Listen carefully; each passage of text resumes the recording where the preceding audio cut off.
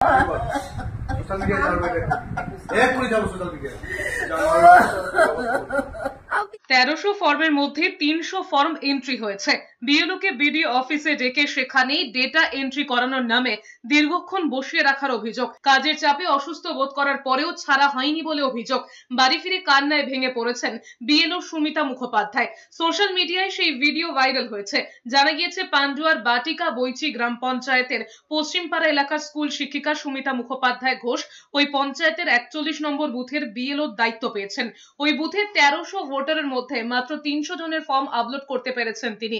এত কম form upload করায় Sumita মুখোপাধ্যায়কে BDO অফিসে ডেকে পাঠানো হয়। এরপর সেখানে দীর্ঘক্ষণ বসিয়ে রাখা হয় বলে অভিযোগ। আপনার এন্ট্রি কম আছে, ওই জন্য আপনাকে ডাকা হয়েছে, আপনি এখানে বসে সব করবেন, ঠিক আছে? এইরকম করে আমাকে জবাব দেওয়া হলো। আমার প্রতি মুহূর্তে মনে হচ্ছিল যে আমি নিজেকে শেষ করে দিই।